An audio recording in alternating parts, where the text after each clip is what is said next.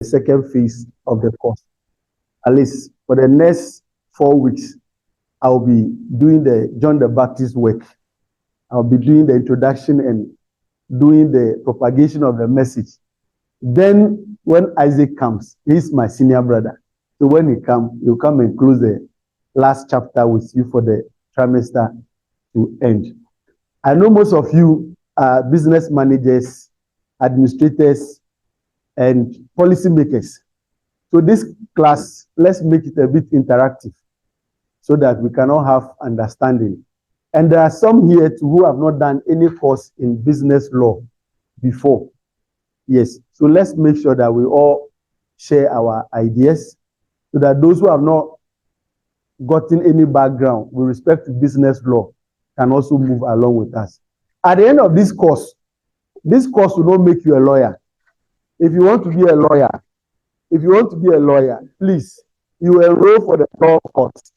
Yes, at this level, I know everybody have a degree in this class. So if you want to be a lawyer, you go and do the 3 years degree course in LLB, after which you go and enter Makola when you pass the entrance exam. Then after that, you'll be called to the bar. You can do the course up to the last level. But if somebody have any reservation about you and petition Ghana Legal Council, after all this toil, you may be prevented from being a lawyer. An example is our own brother, Paul Adomotri. We all know him to be handling a program, a legal program. But somebody petitioned him, the legal council, because whilst he was about to graduate, he started this Metro TV program and people keep calling lawyer, lawyer, lawyer. And he did not disclaim. So you are not yet a lawyer and you are calling yourself a lawyer. They put questions to you, you pretend to answer like a lawyer. So others who are, it's a jealous profession. So you are not yet and you want to call yourself. So somebody petitioned legal counsel and because of that, they didn't call him to the bar. Recently, a lady was petitioned. They petitioned legal counsel concerning his behavior in the public and that affected his ability to be called to the bar. So you can suffer for 6 years. Last minute, somebody can petition against your lifestyle and that can affect you. That's just by the way. Our time is very short, 2 hours. If not, we would have done self-introduction so that we know ourselves better. But along the way, please, if you want to ask a question, when you stand up or when you are talking from wherever you are, just introduce yourself so that I can know you for now. Yes. As I said, the name is Frank Awute, and we want to go through this quickly. We want to look at the nature of law, definition of law, schools of judicial thoughts, history and development of law, of Ghana law, sources of law in Ghana, doctrine of stare decisis. These are the areas we want to look at for our start. As time goes on, we'll go into other areas. If you have any challenging question, we'll consult those in the bar. If you ask me and I cannot answer, I will consult those in the bar and bring you the solution. Maybe you have a personal problem and you need a lawyer. For now, I can't represent you in the court. Yes, but I can direct you to some lawyers who will guide you. Some of the learning objectives after this course or this chapter should be able to understand some of the basic things in law. Day in, day out, we come across most of them, but maybe because we've not had the understanding of it, we'll look at this is what we are expecting. After this chapter, we should have basic understanding of these areas. The slides will be shared with you, but if you want to jot some notes yourself, it's allowed so that we can move. Yes. Nature of law. Nature of law. Nature of law. At least before coming to this class, I know most of you have some understanding about law. Please, let's share ideas. Even without looking at the board, what do you understand when we are discussing law or when matters of legal issues come to you? There are a lot of governments, when I say government, I mean local government workers. They most of the time bring out the policy and expect all of us to implement. So the local government experts here, please come to our aid. We want to discuss law. You made the law for us. We want to discuss law. So the law affects every aspect of our life. It governs our conduct from cradle to the grave, and its influence even extends from before our birth to our death. There are a lot of laws in Ghana that are on the shelf. It's just because there's no issue concerning that in relation to you. So you may think there are no laws. There are so many laws in Ghana as we speak, but we don't apply them just because the application of it hasn't come up yet. As we are here, we are applying laws here. You apply to come to UDS, yes, and you were given admission. There's a law that you have at least put into motion.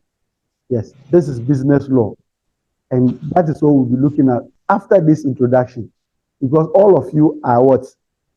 Are our customers here, and we are supposed to offer you a certain level of business.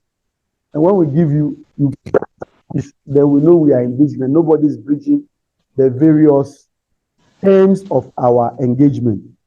So we say law affects our life from time of birth even to time of death. You cannot die and we put the body anyhow. Let's put our customs aside. But legally, if you see a dead body on the floor now, and you don't know even what caused the death, definitely you call the police. But that should be a carcass. When you see a dead animal, what do? We sweep it and just dig somewhere and bury it. Why is that when it comes to human being, we call police? Yes, somebody is saying something. But it's an animal. You are an animal and I'm an animal. The goat is an animal. But when the goat dies, we quickly pack it and just throw it in the rubbish dump. Or for it not to smell, we dig and put it there. But why is that when you see human being lying on the floor dead, that one you will not go and dig the ground and bury it, but you call the police? Yes, sir. What law? Yes. Okay. Yes, madam, please, your hand was up.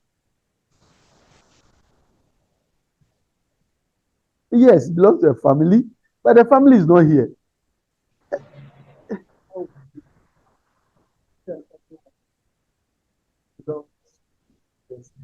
Yes. Yes. Yes. As we are all here, we are all government property. You may be working for a private organization, but you're government property. Anything that happens to you affects the state. If you are sick, you go to hospital. The government employs people and put them there, so that when you are sick and you go there, they can take care of you. Okay. So even when you are going to give birth, these days they encourage most women to visit the hospital. After all, they could have done it in their house.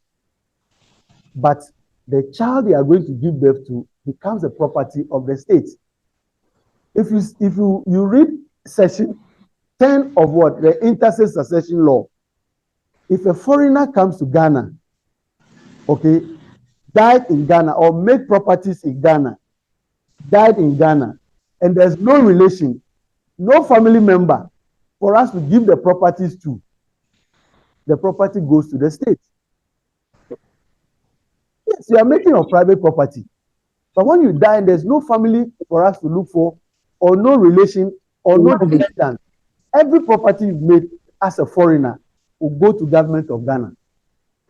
That means that the person's life living in Ghana is important to government of Ghana. The same way with the citizens, we are very important.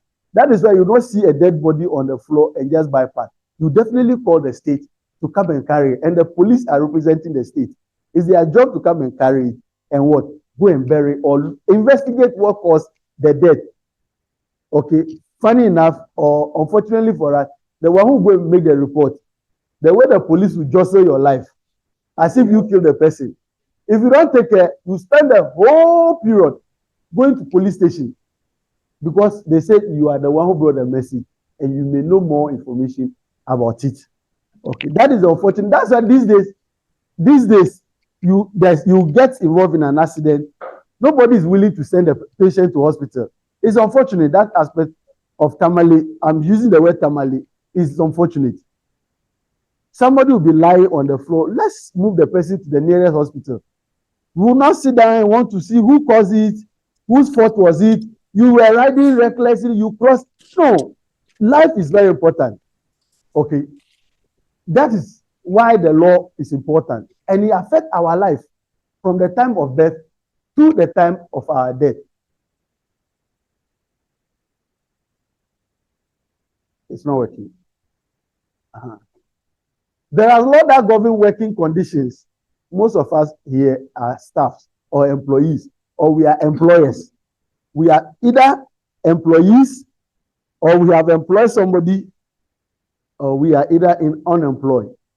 We belong to one of them. There are laws that governs us. The minimum wage affects all of us, even though we are taking more than the minimum wage. The labor law is there, which covers us. And the last time, if you were following the football, the World Cup, Qatar made a law that if you are coming to the stadium, don't come with alcohol. That is their law. You see, people go to stadium. We those who were a bit old, stadium disaster, was it 2001 or May 2001 or so? Yes, the disaster that happened at our stadium. If there are laws that do not take certain items after the September 11, if you bought a plane, you see that even if they serve you food, they will not give you metal spoon. Previously, it was metal spoon if you're on a flight. When they serve you food, they'll give you metal spoon. But they realize that people can convert that spoon into a weapon. So now they give you plastic spoon. It's all because they have to make a law that will regulate people's behavior. Okay, so they put in, don't take alcohol to the train or leisure centers, because some people, when they are intoxicated, their behavior becomes very difficult to control. There are laws that control our personal relationship by prohibiting marriage between close relatives. These are all laws that regulate us. Currently, new ones are coming. The proper human sexual, I don't know, those who know the St. George's law. Yes. It's also coming to regulate our way of life. Yes. A lot will say that, yes, we have our right.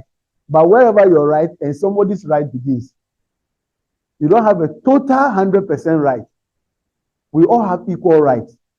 As we are in this room, we are all tenants in common. We all have equal rights in this room because we pay equal school fees. I don't think some pay more than others, right?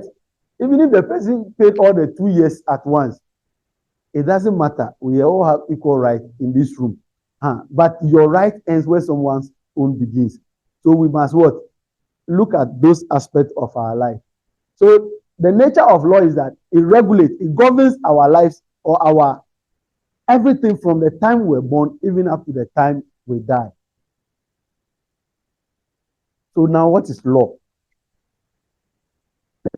Just raise your hand and you can ask. And when you're about to ask, you introduce yourself. My name is Frank, as I told you. So I also want to know you. Apart from Sadiq that I know, he's the only person I know in this room. Yes, because he's my banker. If they pay me and Sadiq doesn't give me access, I can't withdraw my money. See, please, what is law? What is law? My sister, what is law? Mama, you want to talk? You are allowed. Oh, please, what is law? Yes.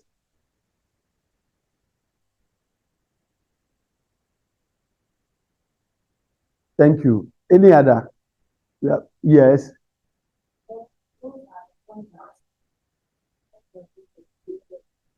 Behavior of society. Thank you. Yes, Asinia, your hand was up.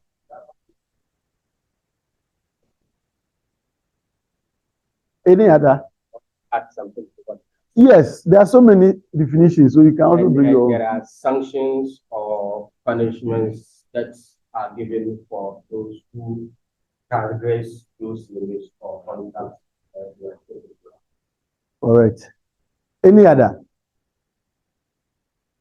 Please, any other?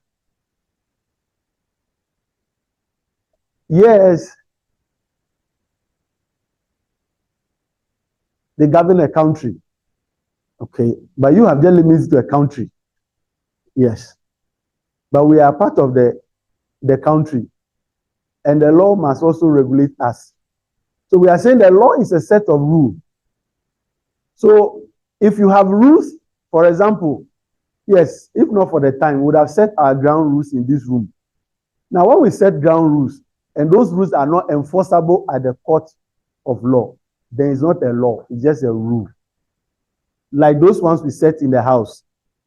We give our children rules and regulations. Don't do this, don't do that. Just like we do in our offices. But some are not laws. They just rules that govern our relationship. Now, when the rule cannot be enforced at the court, then you don't say it's a law. Yes, sir. The bylaws are part of laws. When we go to sources of law, yes, you will see where the bylaws come from. They come from the authority given to state institution by the constitution.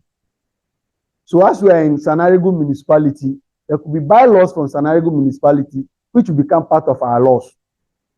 And those ones, they are law. They can be implemented or they can be enforced at the law court. Okay. So the rules must be enforceable by the court, which regulates the government of the state and govern the relationship between the state and its citizen, and between one citizen and another. So it's not just a rule which is enforced by the court, but it should regulate the behavior of people within the country. And also the relationship between the state and the people. There are certain crimes, when you commit it, it's not individual who are supposed to take you to court. It's the state. Because crimes is what? A prohibited behaviors. That is why the police are always at the forefront. When there are crimes, you need to report to the police for the police to prosecute the person, because they represent the state in terms of protecting every human being or every citizen or everybody living within the state. We have non-citizens in the state. The law also governs them. So if any crime is committed, the police come in, but you must make report to the police. That is why if somebody breaks into your room, you go to the police station. After you report to the police, sending the person to court is no more your case. It's now the police that have to do that job. You have done your job by reporting to the police. The rest is for the police to prosecute the person.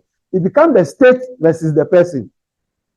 The state versus the person. But when there are civil issues, there's a dispute between myself and you, either land dispute, because we are fighting over the boundary between our plots. That one is a civil matter that I can go to court, sue you for the court to adjudicate. And they will bring experts to come and check and see who is right and who is wrong. And to get to that point, we go to the one who gives the land. Okay, sometimes they give you the land, but you bring a surveyor, different from the surveyor will bring. His interpretation of the demarcations will be different from another. So that becomes a civil case between citizens. So that is why the law must regulate the government in the state and also govern the people within the state. We go to the polling station every 4 years to vote. Yes, whatever the outcome is, if you have problem with it, you don't take cutlass, you don't take gun, but you go to court to challenge the decision. Because it's part of our laws that we elect our leaders after a certain period of time. Even if they are not performing, unfortunately, it's difficult to get the 2/3 to impeach a president. Who will agree for the president to be impeached? Is it the NDC majority or MPP minority or vice versa? They won't agree for the president to be impeached. Currently, even if the president is not performing, let's assume that he's not performing. Okay, NDC have 137 in parliament. Is it 136 or 137? Yeah, 137, because Asinov has been won. So 137. MPP are 137 plus independent candidate. At the end of the day, if we want to impeach the president, we need almost 60 of the MPP supporters or MPP MPs to join NDC in order to activate the process. Look at even when they want to censure the finance minister, they couldn't get the enough vote, because the kind of system that we practice, if MPP is in power, all the people within MPP must protect their own. If NDC is in power, all the NDC MPs or NDC appointees must protect their own, whether they are performing or not. Unlike the federal system in Nigeria, US, and other states that they practice, okay, they don't go with what? 50 plus 1. But we ask, our law says what? To become a president, you must win 50 plus 1. So assuming MPP have 50% of the vote, NDC have 50% of the vote, none of them can be president. Except where we have just one vote adding up to another. But that vote must come from what? One of them to come and add up in order to reduce somebody's vote. Because 50 plus 1 will definitely reduce the other number to 49.9999 something. Okay, that is our law. So these laws are part of us, and we must what? Embrace them. The Black Law Dictionary defines law as a body of rule of action or a conduct, because some of our friends, when we were giving a definition, they make mention of a conduct prescribed by controlling authority and having a binding legal force. Okay, so the rule of action or conduct prescribed by controlling authority. If there is no leader in this room, you agree with me that there could be chaos. I'm using the word there could be chaos, because who knows? All of us here could be like the ants. We say the ants don't have leader. By the end of the day, they move in a way that you would think there's a leader ahead of them. I'm a Christian. The Bible says that if you want to be wise, just go to the ants and learn the way they do their thing. They don't have a leader, but they make food when there's an abundance and rely on that food when there's scarcity. Okay, that's what Bible made me understand. Yes, but in a human setting, you cannot be sure that everybody will think alike. You will not be sure. That is why we always have to choose a leader. And the leader would have to set a rule for us all who are subordinate to the leader to obey. So if there's no controlling authority, you will all agree with me that the law will be there, but will bypass the law. And one of the people who said that, if not for police that will arrest you and ask for your insurance, I don't think I will go to insurance company and insure my car. Or I'll say I will drive it carefully. I won't have accident. So I don't need insurance. But the law says no, if you are driving, you must insure your car, either third party or comprehensive. And it's part of our law, road regulation law. So if you don't have license, you don't have insurance, your car is presumed not to be roadworthy to be on the road, because there's a controlling authority. We know that if these are not in place, the police will stop you. When they stop you, either they take money from you or they prosecute you to the court. The things you lose is going to be more than doing the insurance. At least if you cannot afford a comprehensive, the basic one, which is third party, is there. Do it 300 cedis. But if you go to court now, at the end of the day, they prosecute you, pay 1,000, 2,000. You realize that you could have done the third party and save yourself the problem because of that controlling authority. There's somebody that you know, if you don't do the right thing, will crack the whip. Because of that, you have to obey the prescribed conduct. And having a binding legal force. If the thing that the rules that have been given to you are not binding, then there's no need to what? To obey them. There's no need to obey those rules or those laws. So the law must be binding. If it's binding, yes, we will be forced to what? Obey. That which must be obeyed and followed by citizens, subject to sanction and legal consequences. Just emphasizing the point I was making. if the law will not be binding on us, or we know there's no punishment attached to the law, citizens definitely will not follow. But because we know that if you break any of the law, you will be sanctioned, and there are certain consequences that you have to bear, we all have to obey the law. Therefore, the Black Law Dictionary gives us further definition or further scope to what we earlier saw as a definition of law. When we go to the what's the name, School of Jurisprudential Thought, we will see that there are various thoughts concerning the law.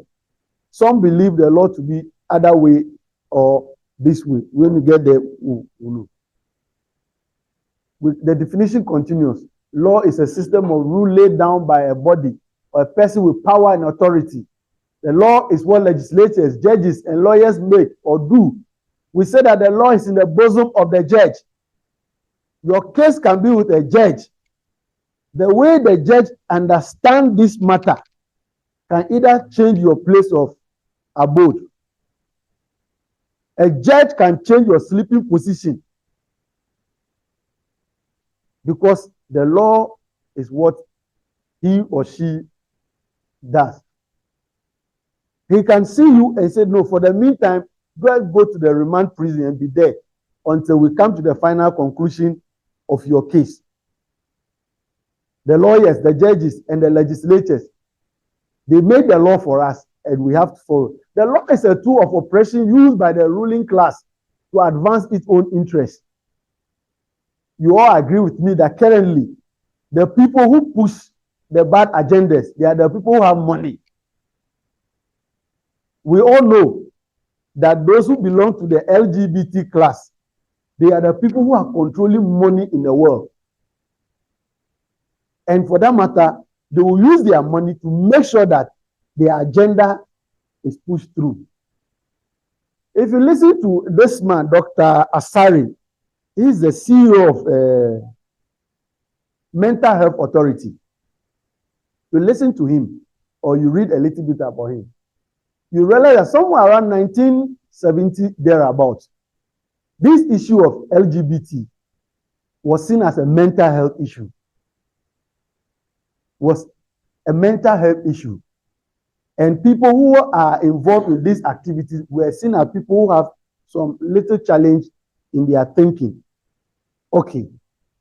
Then the board members or the committee of what? Mental health experts approve or agree that yes, LGBT or homosexual activities are all mental health issues. Those who are involved, how will they change people's mind? Then they started doing what you call social survey. But scientists agree with me that when you want to come out with a finding, you have to do a whole lab work and come with empirical evidence and conclude that yes, ABCD is true or not. But you see, with the rich, they just conduct a social survey. They see you on the road. Do you think this thing is good or not? My brother, if you are not hungry and somebody is talking about food, you have your answer that you give to such a question. Okay, some of the social survey. Do you think it's good that we have even education in Ghana? If they meet somebody who has never been to school, you tell you that, oh no, it's not important. I didn't go to school. I'm working. I'm surviving. So such a person will tell you that no, it's not important to talk about education. Okay. So this social survey was done, and over a period of time, then they realized that, oh, a lot of people are saying that no, it's not a mental health issue. Now, the board who approved that is not a mental health issue now have a member of the LGBT community on the board. So now, gradually, they were building the board with their members. Okay? They were building the board with their members. And you get to a point, the board, if it's about 7-member board, 4 are LGBT members. So if they should pass a vote, who will win?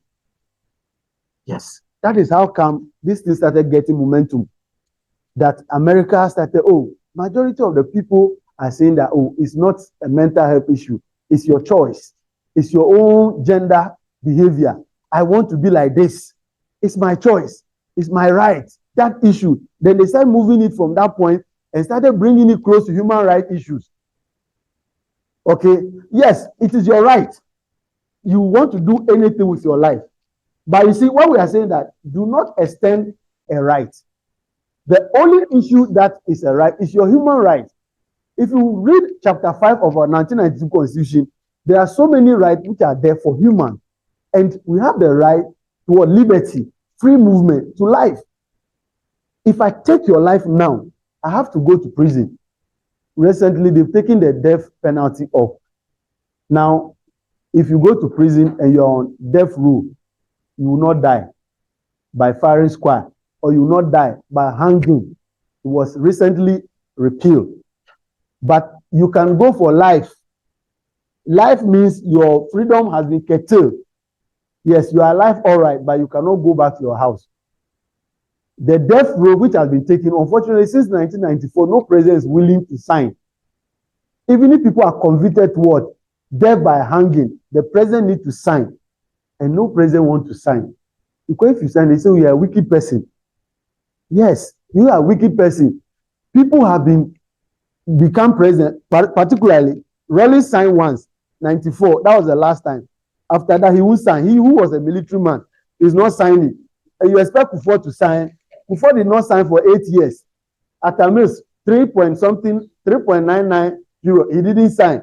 Mahama took over, he didn't sign. Nanado, you expect Nanado to sign. So that they say he is a wicked person. So then why is the law there? That is how come Amnesty was able to push with some human rights activists that the law is there. You are not implementing it. Why must it be there? So take it off. And they managed to argue their way out. And the death by hanging is now repealed. It's no more part of our law. It means that all those who have been on that conviction, those who have been convicted to be hanged, will not be hanged anymore. You can be in prison for life. One day, if I become president, I say, oh, let everyone go home. Because having stayed here for 30 years, they have changed. Then you can also have your freedom. The unfortunate thing is that somebody's life that you took is gone. You can't bring that one back. It's your right. And it's also your right to be alive or to live. Why should I take your own away? That is the aspect. So when you catch somebody who is involved in LGBT and you kill the person, his life is the right to life is what you are taking away. That is where the human rights activists, you see most of them coming to champion this matter. It's not because they want the activity to go on, but because when people arrest or catch them, they want to kill them instantly. That is the aspect of the human right that the activists are trying to advocate for. So we all have our rights, okay, but we must obey or respect the right of others. So the ruling class or the rich are using the law to oppress the poor. Most of them, they use it to oppress the poor. The law is a system of rule grounded on fundamental principle of morality. Fundamental principle of moral. Moral, this R and L, I'm not an Asante, but I'm surprised that most of the time it gets me. Morality. Wherever we are coming from, our traditions, we all have moral rights that we obey or respect. The law was grounded on those moral rights. We are in a society that we are supposed to respect the elderly. If a child, whether you are rich or poor, you see your elderly brother or sister, you are supposed to greet. The fact that you are rich but you are a child does not mean you can just see any adult. You saw the person. Morally, it's not right. But legally, you might have not committed any crime. Okay? But that law, which gives the legal power, says what? The law itself was grounded on morality. It's because of moral, that is why we see the activity of the LGBT to be wrong. Okay? In this room, which I don't expect anyone to practice, but when you catch a man and a woman, whether the woman belongs to another man or the man belongs to another woman, morally it's wrong. But legally, it's an activity, a relationship between two adults. Yes. If you catch my wife, which God forbid, with another man now, You see, legally, there's nothing wrong, because if my wife did not consent to that relationship, it won't happen. Except when she complains of rape, then the law can work.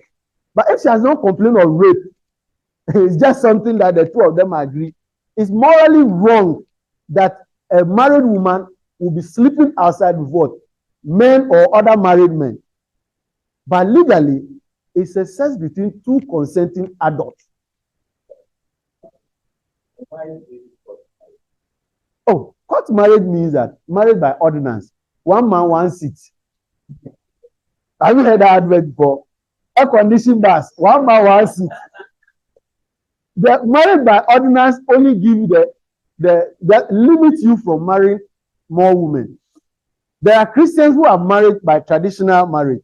It's allowed. But traditional marriage give you opportunity to add more women if you can. But when you marry by ordinance, you are marrying only one woman. Any other thing you do aside that is a concubinage business. You are engaged in concubine business. Okay? A concubine doesn't have any place in our law. A concubine doesn't have any place in our law. Our matrimonial rights do not give space for concubine. But if a concubine gives birth, the child enjoys the same rights as the children who were born under proper marriage. Yes. Yes, sir.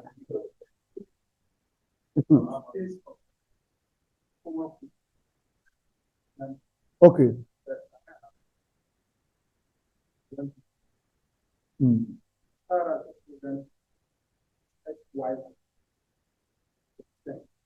The children didn't belong. And yet, after they are taught the ruling was that platinum is killing the woman and then even out some of the house out of the woman. Okay. Meanwhile, got married and the woman still went out. So then, and I think the woman read something that is still yes, yes. Alimony is concerned. Yes, that is married by ordinance. What happened in the marriage? What happened in the marriage is a moral issue. Hello. Yes, he married by ordinance. He married by ordinance. Okay. If you read the matrimonial or the spousal right in marriage, what it means that if you marry a woman, or it's a two-side, it's not a favor for only the woman. Okay, the matrimonial spousal right, what it does is that if in a marriage or independency of the marriage, a man die or the woman die, a spouse die, or there's a divorce, okay, the surviving spouse should not be disadvantaged when it comes to what? Enjoyment of properties that were acquired during the pendency of the marriage. So when we check Article 22, we all have the right to acquire property. Now, as at the time I married 12 years ago, if I had my house before I married, my wife doesn't have a place in that house. If there's a divorce, she cannot take any part of that house that I had before marrying her. But after marrying her, okay, all properties I've acquired, whether she contributed or not, she has a right in those properties. Come again? With which certificate? That's it. Oh, how do you share a certificate? The certificate, we can't even give it to our children. How much more we give it to our wife? The name on it.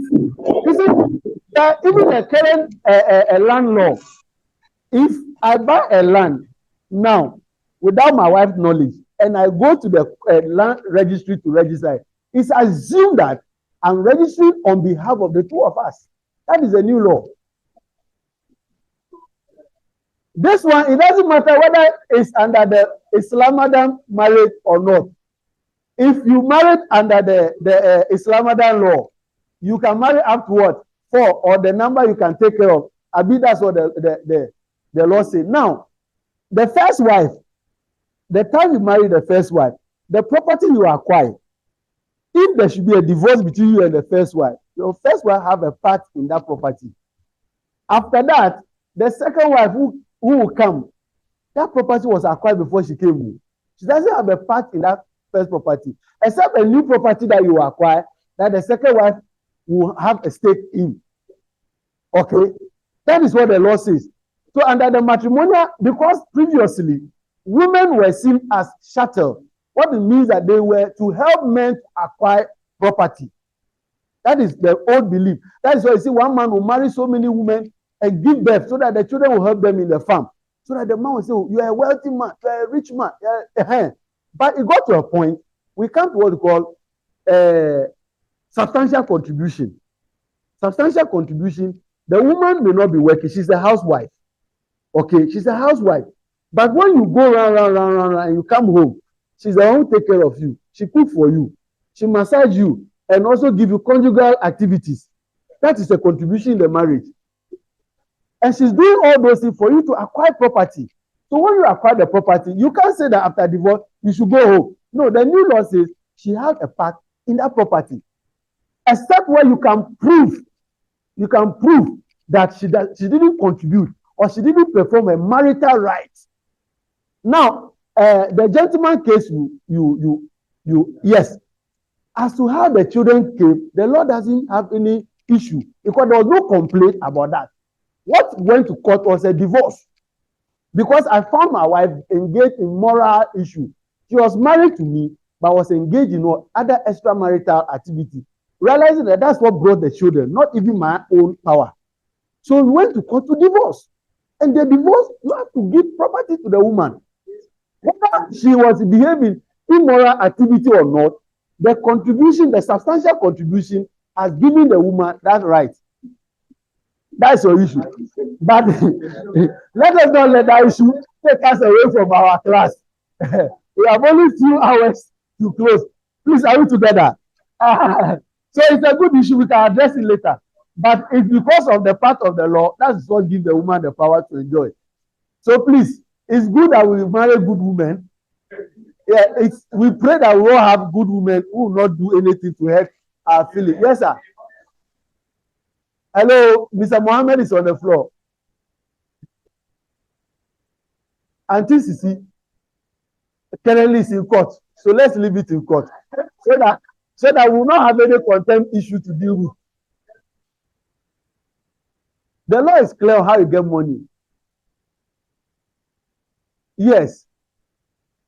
Yes. Where to keep the money? What to keep?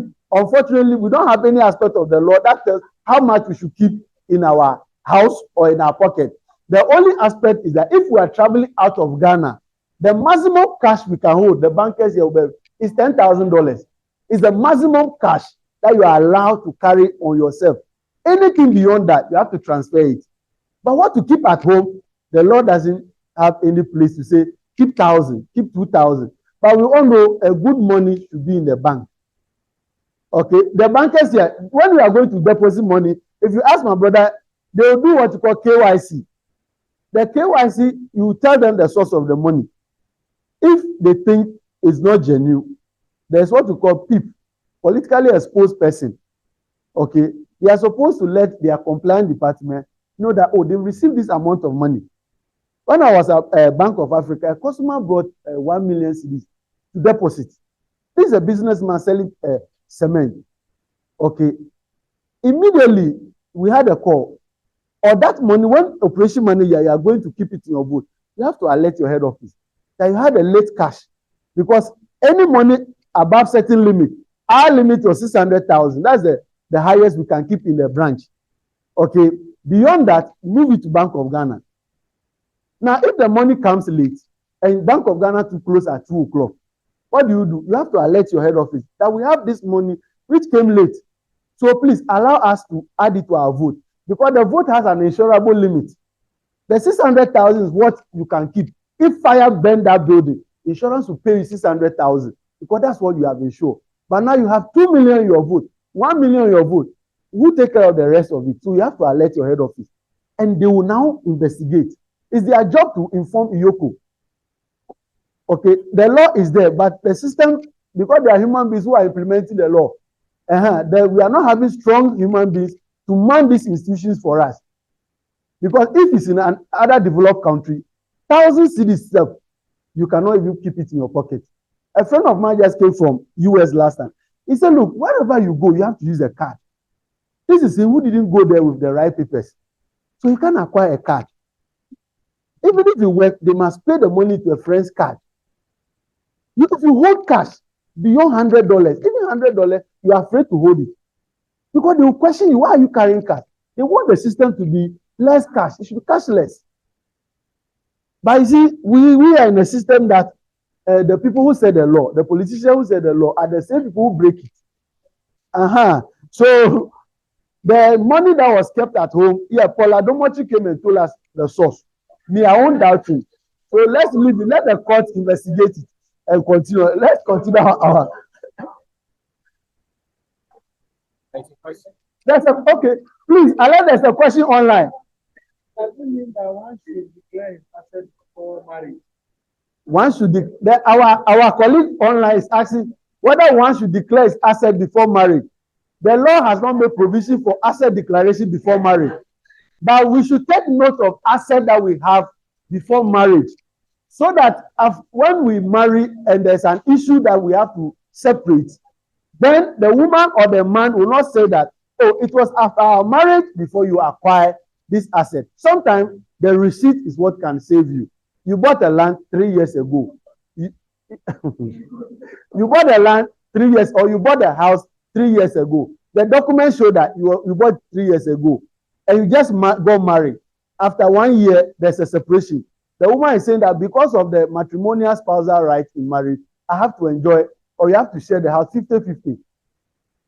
Okay, and based on that, I have to share. So if you have receipt to prove that you acquire it before marriage, yes, the court will let you take the full house. The 50% that your wife or the spouse want will not get. Please, not only women who can enjoy that 50, the men too can enjoy it. So the women don't have the mind that it's only the men who are supposed to die early, or when there's a separation that you will inherit. No. Tell them, if you go to Kenya, Kenya Supreme Court has changed that law. They have changed their own. They said you carry what you brought.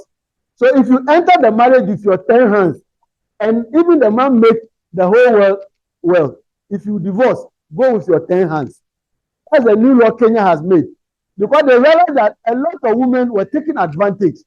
They will marry rich men, after a few periods, then they themselves push for divorce. And the law says, whatever you have, you separate it. Give them 50%.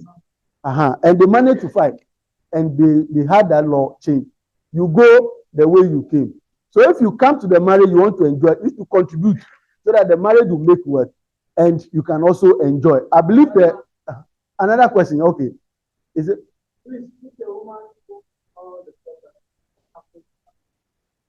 If the woman owns the property, yes. If it's the woman who made the, or is that the question too? In case of, okay, before I address the two wives, if you marry and it's your wife who is rather making the property, if there's a divorce, you the man will also enjoy the 50%. Yes. That is why the law didn't say woman, it says spouse.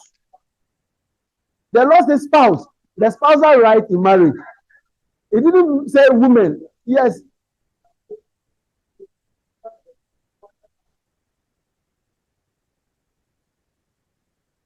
Alaji, I'm coming to your question.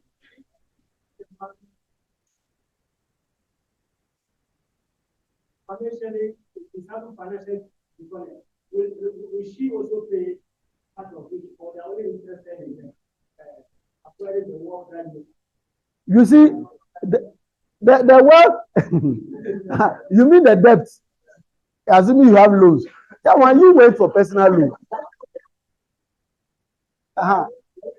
You wait for personal loan. So the aspect of the, hello, Hello, senior, let's address your question. The aspect of the issue is that when you are able to prove, okay, with a personal loan balance or personal loan statement to the court, that this one, I personally picked loan, which is gathered from my salary.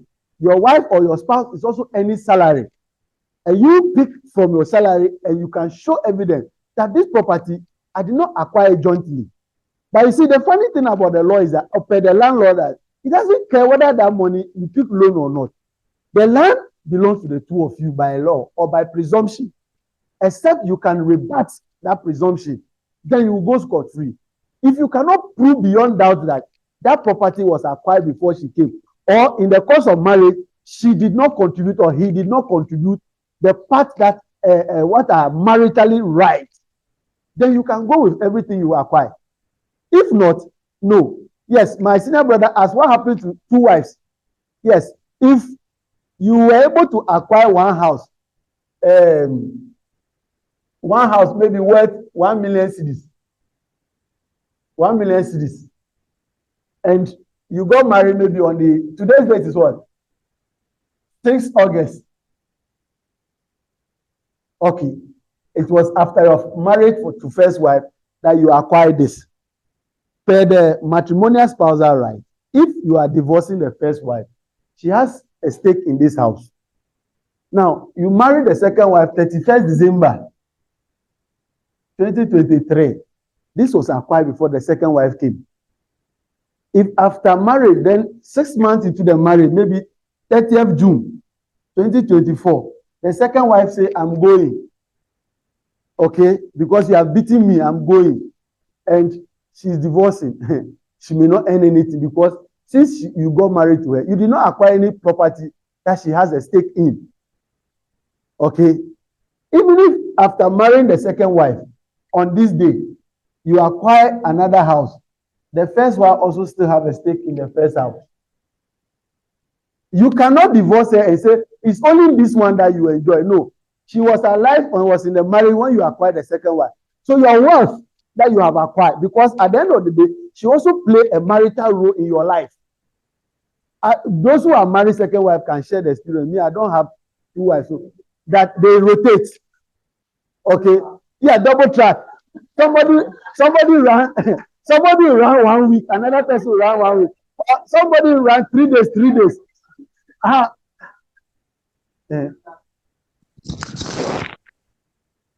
It's having children. Yes.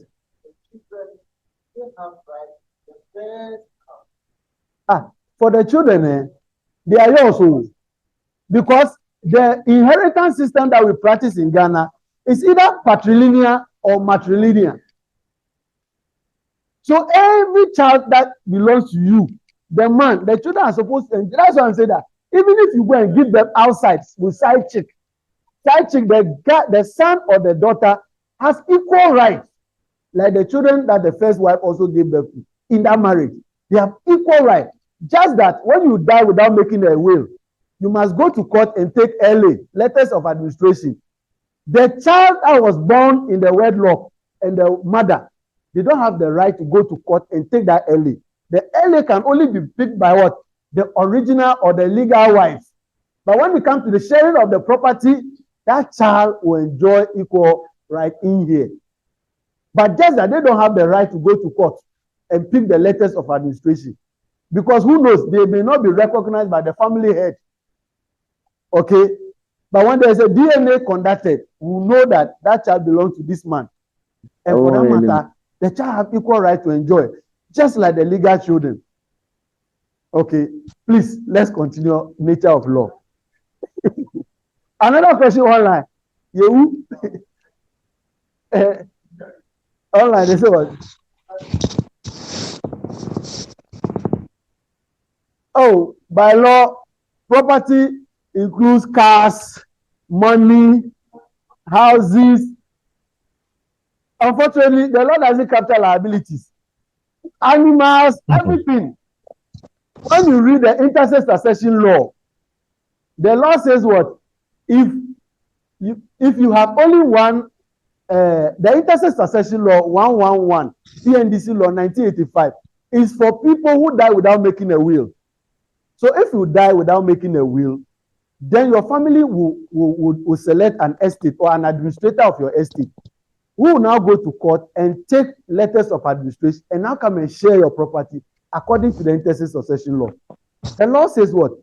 Household items. If you have a 1-bedroom, all the things inside the house, if you die intestate, those things belong to the children and your wife, your spouse. Let me use the word that will not cover only women, your spouse. Now, if you have more than one property in terms of house, your spouse or the surviving spouse and the children are supposed to choose one house first. They choose one house.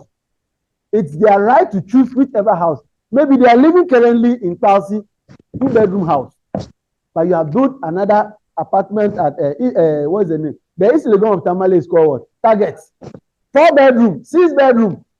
The family thinks that, oh, if our brother or sister pass on, where the family is living now is 2-bedroom, the rest is plenty money, we'll sell it. No, the law says what? They must choose first. So even though they are living here, they know there's another better house.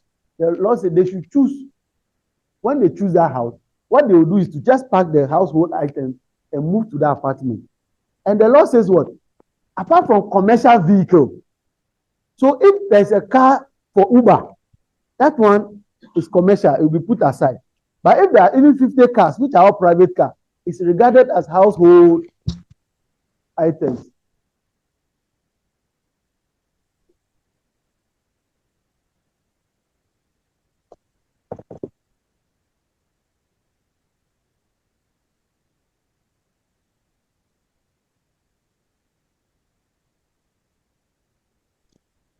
That property was acquired after marriage. The cost of the land is the only thing that you can take out in case there's a divorce. You know, when there's divorce, they say 50%. You cannot put a ruler and measure your house 50% equal. The easiest is to sell the house and share the money. Okay, so when you sell the house, the money, you can take the cost of acquiring the land because you have evidence to show that you bought that one before the marriage. Only the structure on the land, which is the property that was acquired after the marriage. So the cost of the land can be taken out. Then the rest will be shared 50-50. Okay. So these are legal rules and social rules. We say legal rules guide and direct our activity in much of day-to-day life. Example, purchase we make in the shops, our conduct at work, and relationship with the state are all legal rules. But social rules are merely social conventions or perceptions of proper behavior and also means of controlling social behavior, like littering around. Like we said yesterday when we met here, at least when you eat and you mess this place up, next week you are the same person who will come and occupy this place. This door is closed, so now regular students don't use this room. This room is for you. You have paid good money, so you are kept in air-conditioned room. You see the rest of them, we pack them in the trotro bus. You are in VIP bus. So if we don't keep this place neat, we are the same people who come and sit in the mess. Though we have people who clean it, but what is means social rules are just to guide our behaviors. But legal rules are there to enforce certain norms for us. Functions of law. This one you can read it and you understand. But if there's anything you don't understand, you can ask. Now we come to School of Jurisprudential Thoughts. We had a definition of what? The law. And we all spoke about different interpretations. But there's a group of people who believe that the law should be a certain way. Okay? These people have their own thinking. Some have what we call the natural law school. They believe that the law is based on what is correct. The law is based on that's a natural order. That when God created man, he said man should have dominion and take control over the things he created. Okay, we should name the things. Okay, and man is supposed to procreate. So if you say that you go by the LGBT method, that a woman will marry a woman, how can you procreate? So natural law will say that what you are doing is wrong. Because you cannot procreate if a woman and a woman meet. If a man and a man meet, you can't procreate. President Mugabe will say, no problem. If you want LGBT by country, I am going to keep two men in a room. If after 9 months they don't produce a child, I will kill them. And the law will not work. He has given his order. It can work.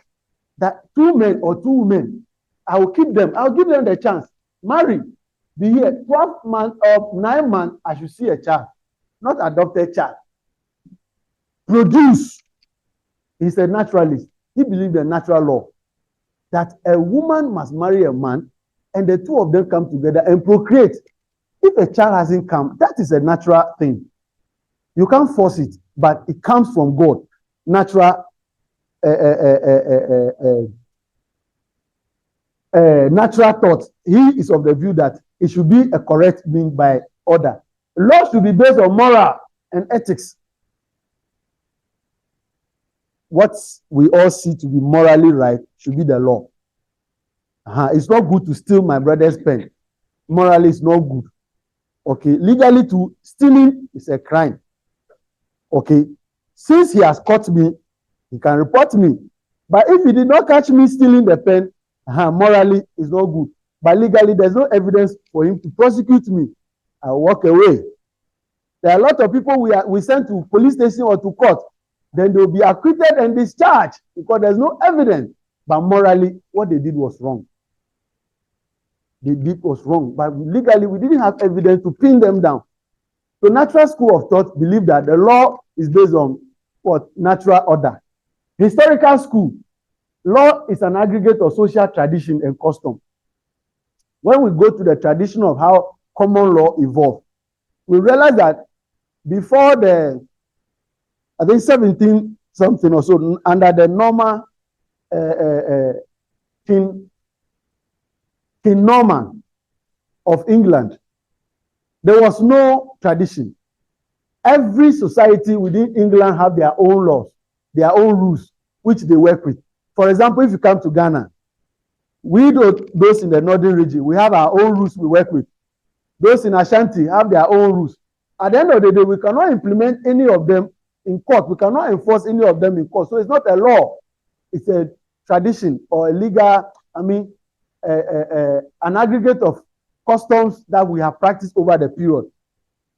There was a time in Ghana, I learned if a king died, they must kill somebody to what? To go and serve the person. Okay? That was a custom practiced by some people. But it was not a law. So the historians will believe that, look, history must continue. Our forefathers, there's a reincarnation. So when you die, you will live again. Therefore, somebody must follow you and keep serving you. The historical view. They believe in that. The law should be in that manner. Changes in the norms of society will gradually be reflected in the law. Like I was telling you about the mental society. There's somewhere around 1960 and 70. If people are not even ready to associate themselves with that practice. The moment you are involved, they say, you have a mental problem. Because by the natural order, it's a woman should be attracted to a man. Not a woman, man. So it's a mental problem. But you see, as time goes on, people's behavior keep changing. Historical order that changes in the norms of society will gradually reflect in the law. So these days, if you go to America, those people want to have a space. Okay, they all want to have a space because of democracy. They will tell you human rights issue. The analytical school, yep.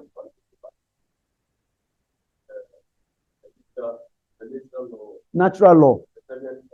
Law should be based on morality and ethics. Like you were using the pen as an example. I am moving back to our first business. Let's assume that Madam here is my wife. I've acquired her as my property.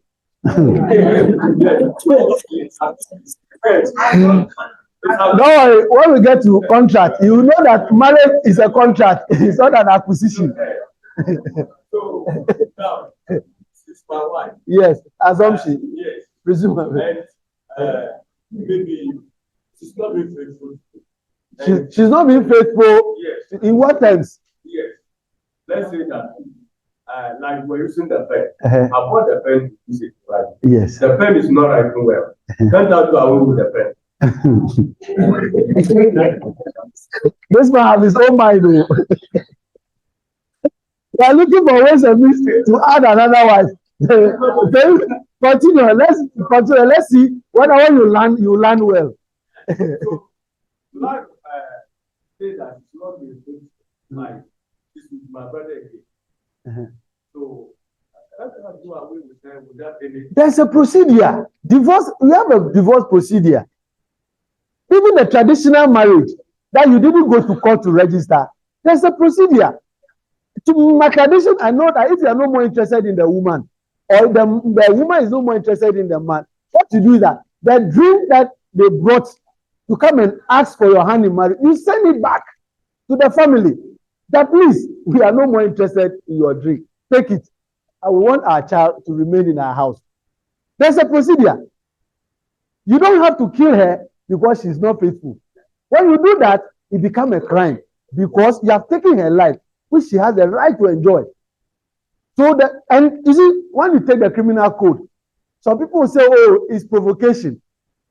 When you catch, God forbid, if you catch your wife with another man in bed, okay, and a moment you catch them, you could not act. If it's hitting, you didn't hit. You want to go and look for a weapon. You are now roaming. The law says that small gap you have to go and look for a weapon, it's an opportunity for you to change your mind. You will not be covered under provocation as a defense.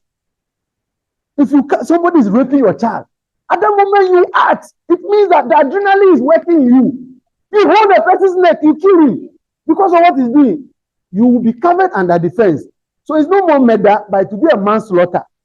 So they will give you a mild sentence to go and stay just to cool down and come with, so that you will not be getting angry and be killing people.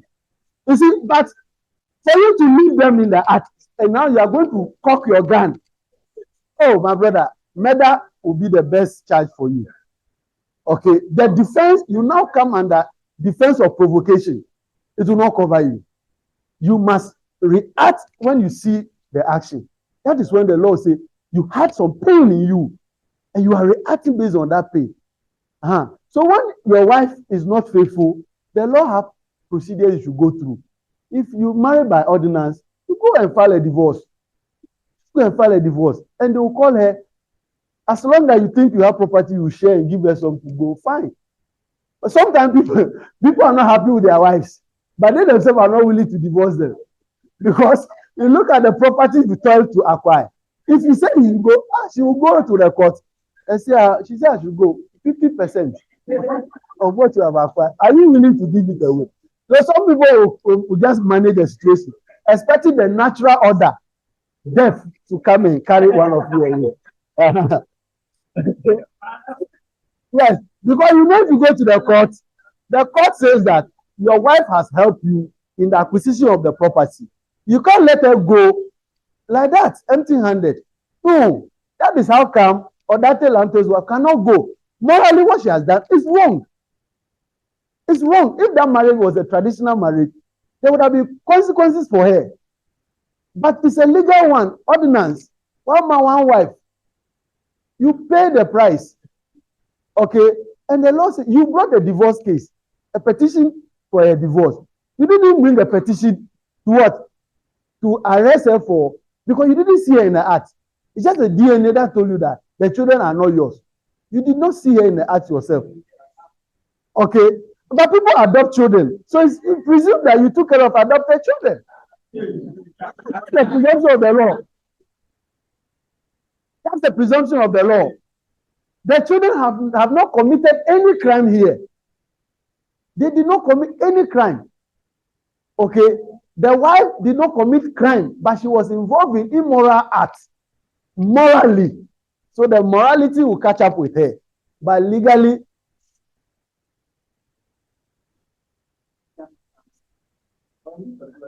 yes. Yes. By ordinance. Yes. Yes. tight Mm-hmm. when you are talking. Now in the case, Yes. you got married to that. Yeah. That's adultery. She didn't marry another man. It's adultery. Okay. If you heard that she has married for another man, yes, that Lante would have gone scot-free without giving, not even a pen. But this one's adultery. Like I said, adultery is a moral wrong. But legally, there's no crime there because the law sees it as a sex between two consenting adults. So we have to review our laws. Let's have what? Hello, our brother is asking a question.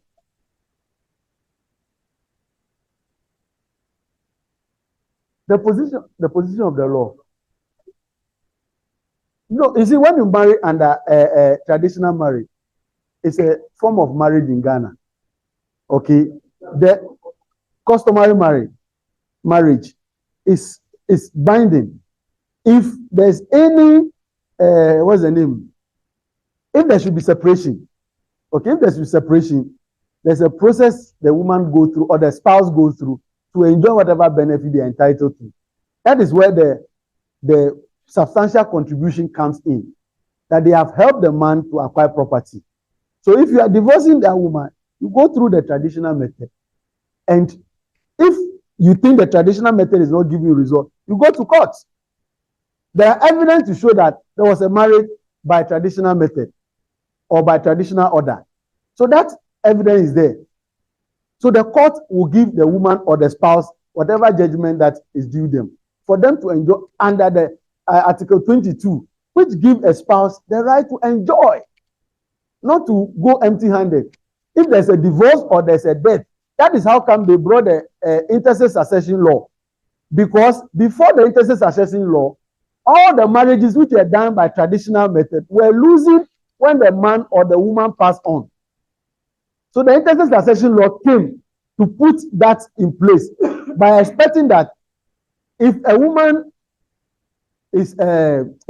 married and the man passed on, or if the woman passed on and the man is alive, the surviving spouse should not lose. We know, or it's a normal practice. Most of us know that in our tradition, it's a man who go and take a woman's hand in marriage. That is why when we are mentioning spouse, we are always tempted to say wife.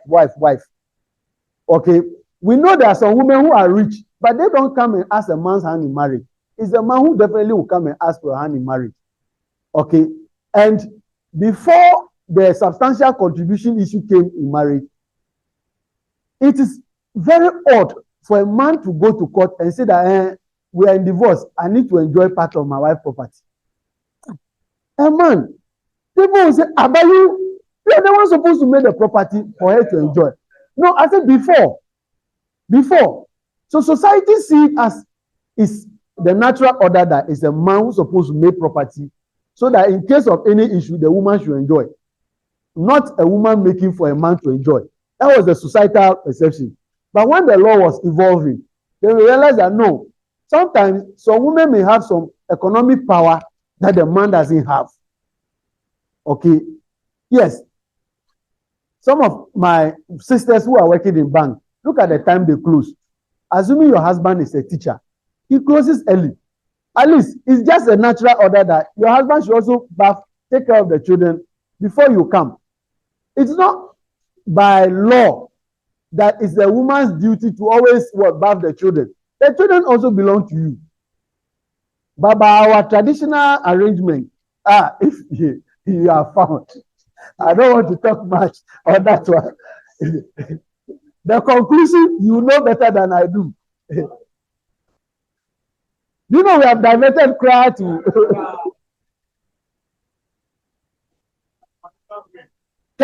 Hello, he's asking a question here. Yes, we have something like that in our laws.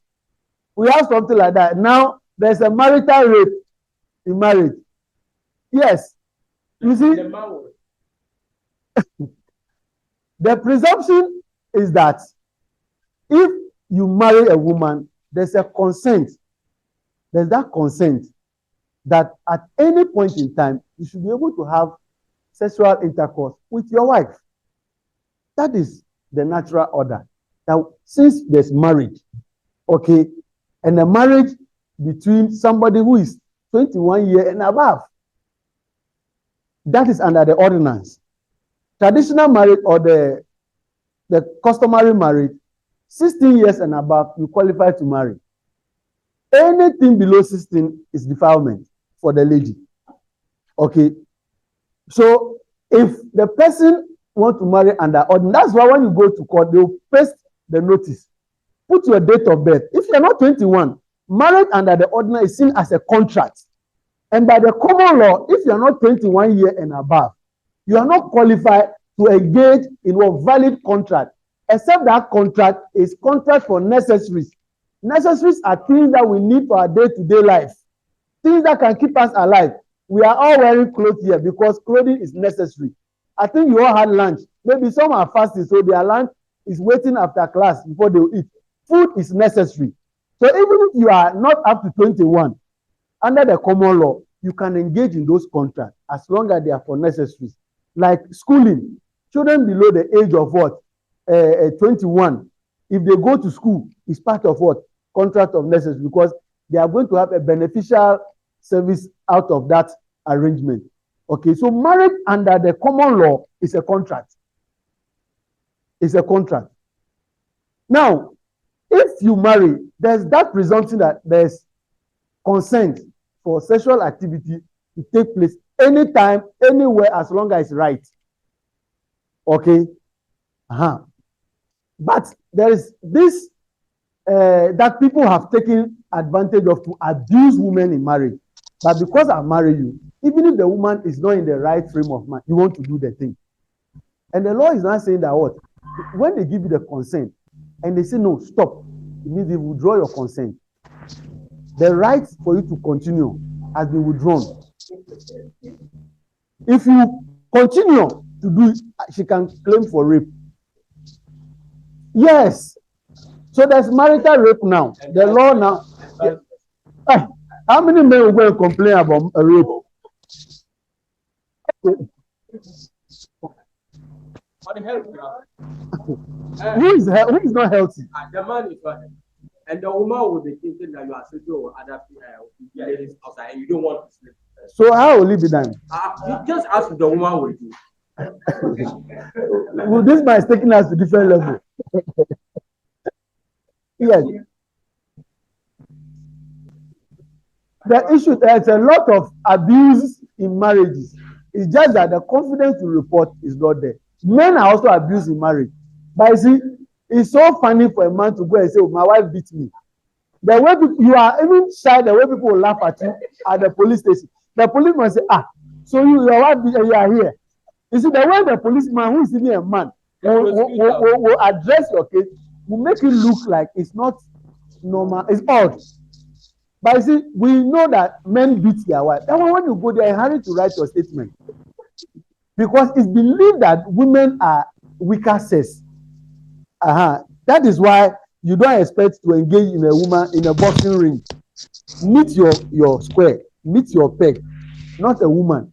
Naturally, it's believed that the strength a man has, the woman doesn't have the same strength. This is physical strength, not economic strength, please.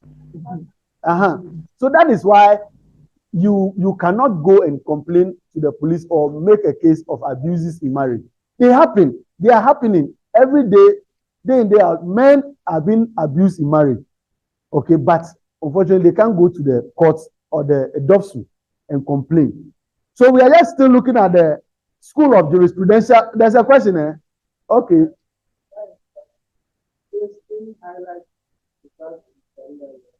Sharia law there, please. I don't have fact on Sharia law, so I won't make any attempt to talk about Sharia law. It's a question that we cannot take home and go and research on Sharia law. Okay, yes. It's asking about Sharia law. Any highlights? Now I'm telling you that as we speak. So the analytical school says the law is shaped by logic. The law is shaped by logic. If a judge is sitting on a case and the judge is the analytical type, he will not see ordinary stealing as a crime per se. Say, you entered my room, I have money in my room, but the only thing you came and pick is food. It's stealing by the natural law. As long as it is wrong, it's wrong. But the analytical school, the guy, is everything okay? Money was there. A lot of things were there, but he picked food. That means that he was hungry. If he comes to you directly for food, you may not give him the food. So he has decided that the only way I can survive is to steal that food and eat. The analytical school of thought will look at it well, analyze it before coming out with what? A judgment. But if your case fall in the hands of the natural school of thought, and the judge is that type, for him, it's a pin. Every stealing is a stealing. He will prosecute you. That is why some people will steal only banana or plantain. They will enter into cell just like somebody who has stolen $10,000. Okay? For them, they see it as a natural order. Stealing is stealing. But when it comes to the analytical person or school of thought, they will look at it from other angles. What makes this man enter a bank? And he entered bank. We all know that banks keeps money. The important thing in the bank is money. He entered bank. He didn't pick money. He only went to their kitchen to go and pick food. They will analyze from different perspectives before they give their judgment. Crime has been committed. You will be prosecuted. But if your case is handled by analytical school of thought, maybe your punishment will be lesser compared to a one who is using the natural order. He's stealing. Correct is correct. Wrong is wrong. Results are reached by applying principle of logic to specific fact of a case. Emphasis on the logic of the result rather than how the result is reached. That is a natural school. They don't just come up because the law says this. They look at the reasoning behind. What could cause A to react towards B? Okay. The defense issue, provocation. Okay. You were provoked. That is where you reacted the way you reacted. But when you were provoked and you had time to go and look for a weapon, after that, you know how you now come and arrange bullets. You had all those time. It means that you conceive in your mind that this guy, you want to kill him. And you had an opportunity, which is this, to kill him. So you will be charged for murder. But the same issue, if you had reacted the moment you saw them, defense or provocation will come to your aid and cover you. So you only be charged for manslaughter instead of murder. The analytical thought will go into that angle.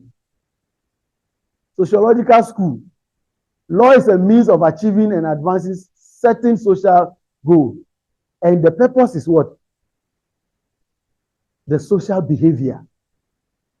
Social behavior. When you have a good attitude, and you know that the neighbor is your brother, you will not do anything to harm your neighbor. My neighbor told me that your neighbor is closer to you than your brother. When he said it, beginning, I didn't believe it. I said, but I call my family people every day. I don't call even though they are staying near to me. It was one night, 2 a.m., when my neighbor came and knocked on my door. And the wife is sick. I have a car. He has a motorbike. How can the sick person be on the motorbike?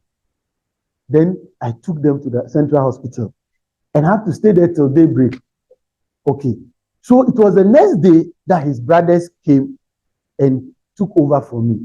So when he came home, he told me that he said something before and I didn't believe it. That my neighbor is closer to me than my brother. What happened at that moment? Could he have called his brothers who were in town and waited for them? And he called on me. So that is where I'm closer to him than his brothers. When I thought of the thing, I realized there's so much reasoning in what he said. The sociological school of thought believe that the purpose of law is to shape social behaviors. We all came from a home. If you have, there's a saying that charity begins what? At home. If you are trained well from home, okay, when you see somebody's item on the table, you know it's not yours. You will not take it. You will not take it. So they believe that if the law shapes you, and you have the good training, you will not come out and now be giving us deviant behaviors. That is the sociological school of thought, that the law should shape people's behaviors. And when the behaviors are shaped properly, we will have a very peaceful environment to live in. Then the command school, there should be somebody up there who should give order. Our military people, the police. When we are working in Kamina Barra, small time, somebody will do like this. Small time, except those who are there, they understand. It means that he has seen his superior. If he doesn't straighten up, there's a punishment waiting for you. Chief, I don't know where you belong, but you belong to one of them, Abi. When I was in the barracks the last time, and a program they invited me. Then the officers mess, they brought bottle of water. Then they asked the juniors that to bring glass. I said, but this small bottle too, you cannot. He said, no. As an officer, you are supposed to be a gentleman. You can't drink from bottle that is not allowed. If you are seen doing that and water pour in your uniform, hey, you take punishment. So they have to drink from the glass. And though I have not read any document yet, but if you're a military officer, senior rank, you know that you cannot join a public transport, particularly the Trotro Pragia. You can't join it. It's not allowed. At your rank, when you pass out, you have to buy a car. If you cannot sit in a car, take Uber. Thank you. When you are commissioned, you have to, if you don't have money immediately to buy a car, if you are taking taxi, it's a charter. Sit in it alone. You don't have to do public one that somebody push. No, it's not allowed. Because if you are found, the punishment is there for you. So the command school, the law is a set of rules developed, communicated, and enforced by the ruling party. And you see, they have not been in the army, but I've been managing some of the army officers when I was in the bank. A gentleman's salary was reduced. So I found out why. Did you take loan from Bayport? He said, no. They were punished. I said, for what? He said, well, they work in a unit of 4 or 5 or 6. Now, 6 of you are supposed to be each other's keeper. If you allow one of your unit members to go and misbehave, and he is caught by the superior, punishment will affect all of you as a unit. Or if you don't want problem, make sure when your brother is committing problem, you bring him back to line. Because the problem, someone will touch you if you don't correct him. To work in that unit. If you are caught, all of you in the unit, you lose part of your salary, or your promotion can be delayed, or they can even reduce your ranks. All of you, even though it's one person who committed a crime, it's to allow you to be your brother's keeper. That system will keep everyone in check. So you can't see somebody doing wrong and you will not correct the person. As long as the person is your unit, it's your duty to correct. The command school is working there. Because if there's a problem, it will affect you. Therefore, you have to obey and make sure that everyone follow that system. The law changes when the ruling class changes. Somewhere in this country, there was no law causing financial loss to the states. Some time ago, yes, when President Kufuor came, they enacted a law that says causing financial loss to the state. And unfortunately, they apply it retrospectively. Our constitution or our supreme law says what? If a law is made today, it's not supposed to have a retrospective effect. Okay?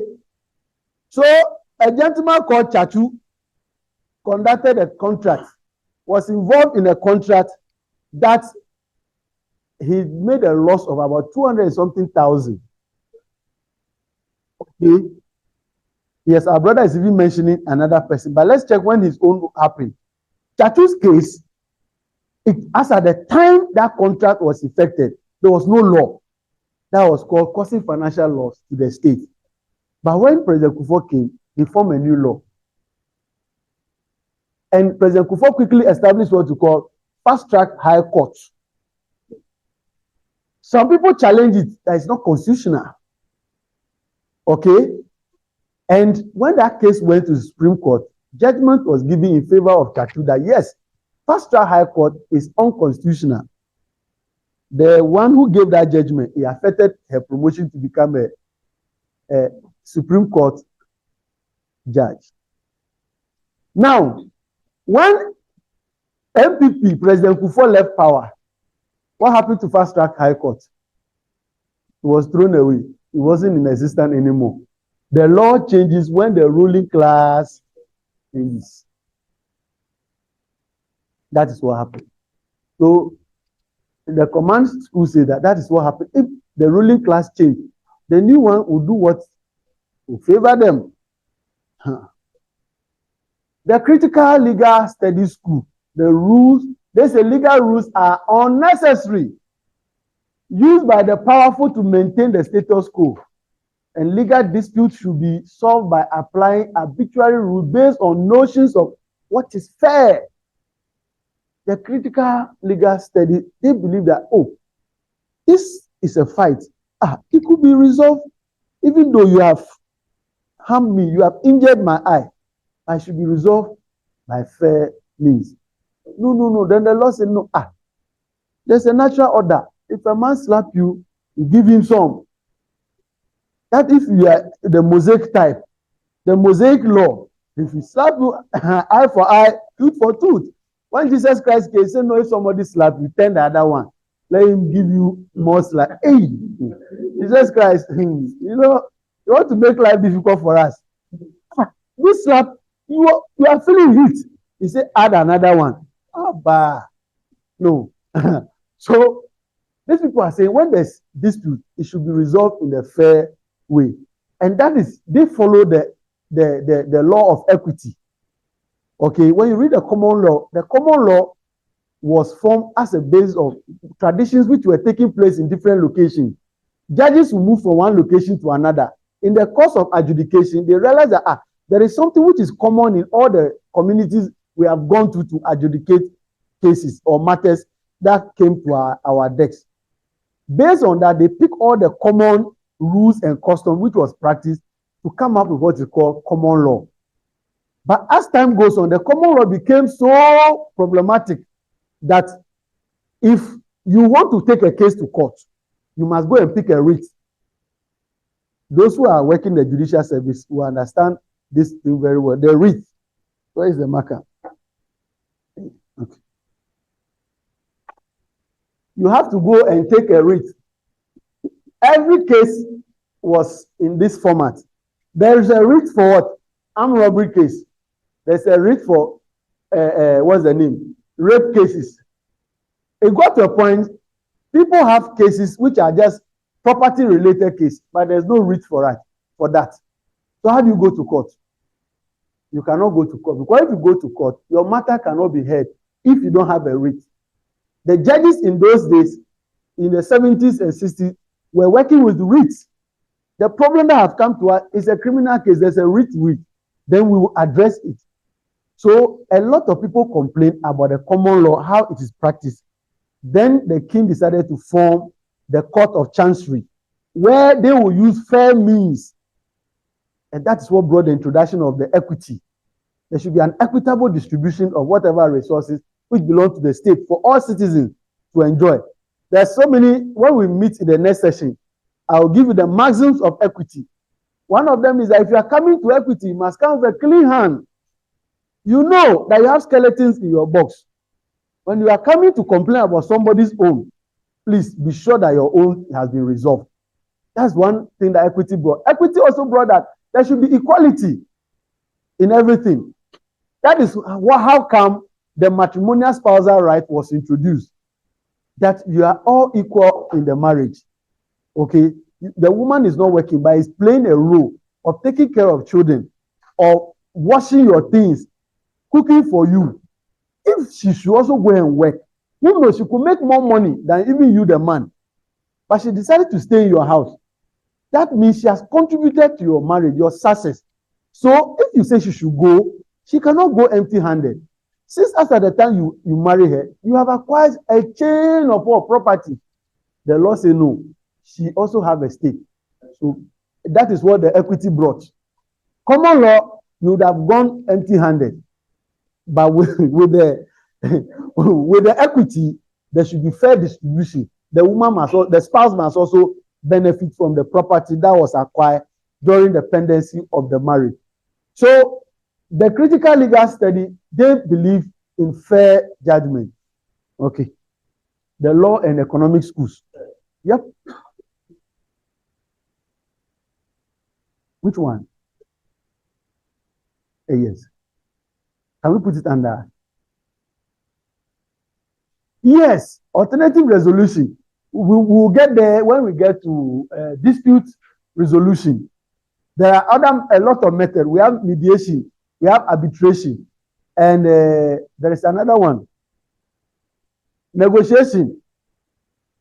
Yes. It's not every matter that must go to court. Some of them should be resolved at home.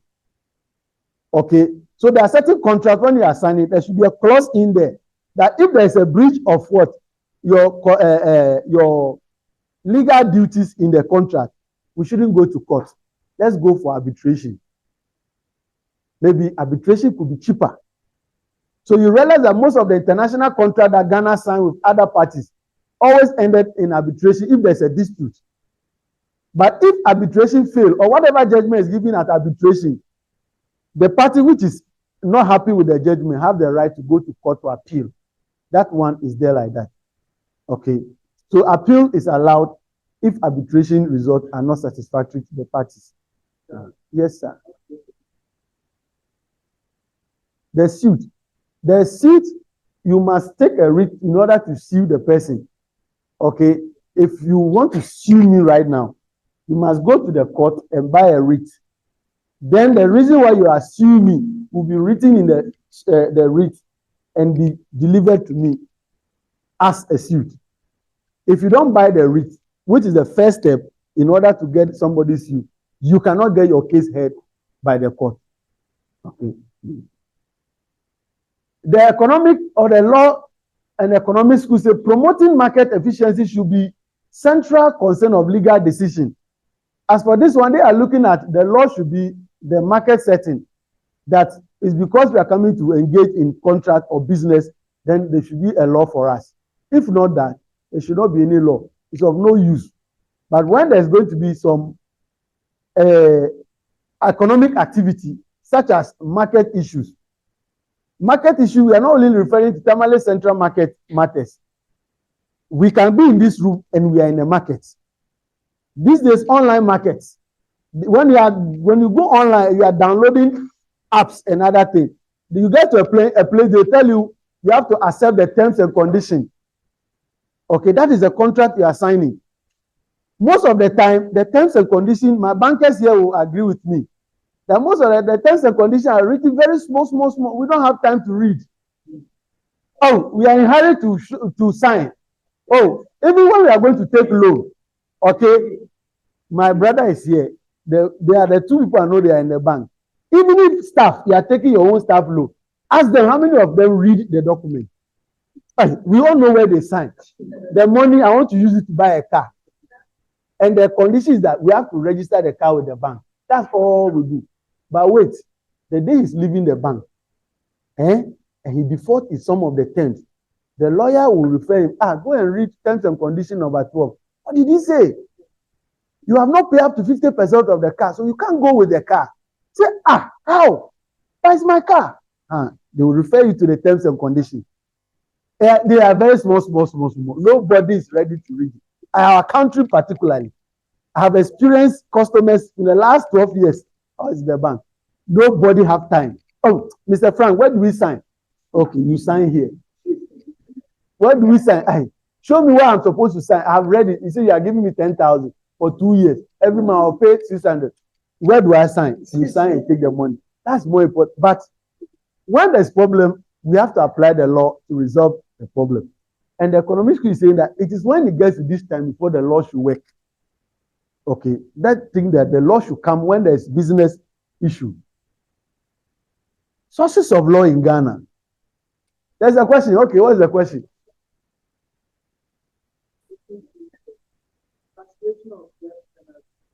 Yes.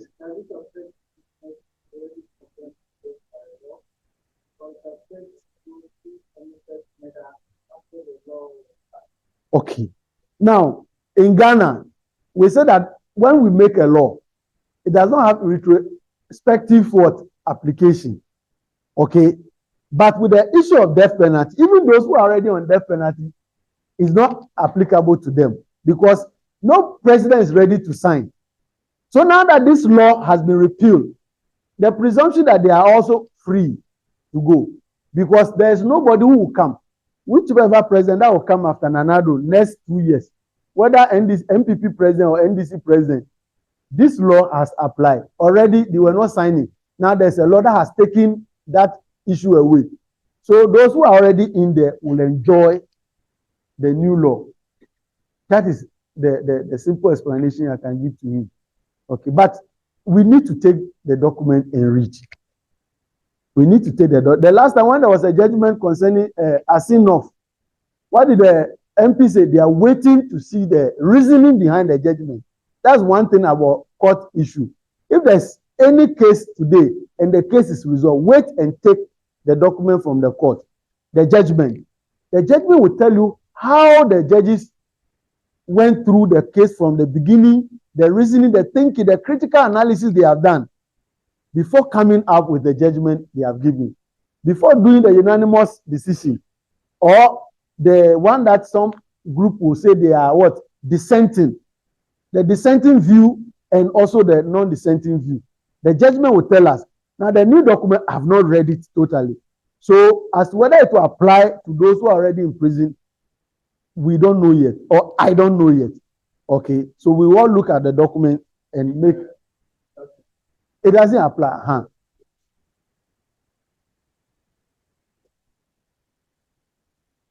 Appeal, correct. Yes. Presidential pardon there, whether the law.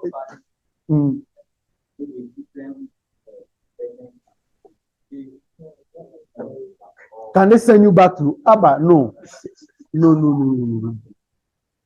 If you cannot be pardoned. He's asking that if you are pardoned for committing murder, like for another pardon you now, if another president comes next 2 years, can he say no, this man we have to send you back to prison? No.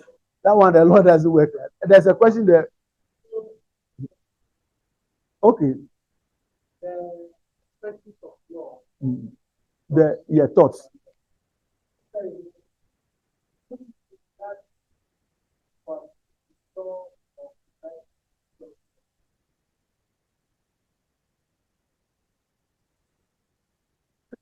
It depends. There are so many views.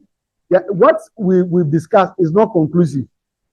If we read Karl Marx, John Austin, their view on law, we have so many views.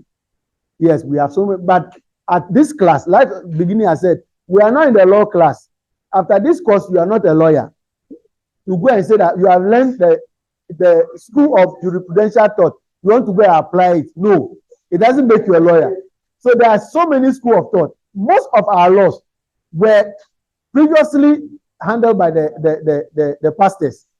If you go into history, there's one of the churches I was reading on the last time. Oh, the name is gone. There was a court in there. So if there's a problem, a dispute to be resolved among church members, the pastor go and sit up there as a judge. Whatever decision he makes is binding. The country sees it as part of what? Their laws. Yes. As we speak now, you know, when you go to Vatican is a country within Italy. Within Vatican, there's another country called the Holy See. That is where the Pope sits. He's the only person in that town. The Pope, as we know, Pope, the current Catholic Pope, is a president on his own. He can give you a diplomatic passport. Yes, the Ghanaian cardinal, the one from Cape Coast also. Texan is more or less like the position that Ben Chambers is enjoying. Yes, that is the current position Texan enjoys.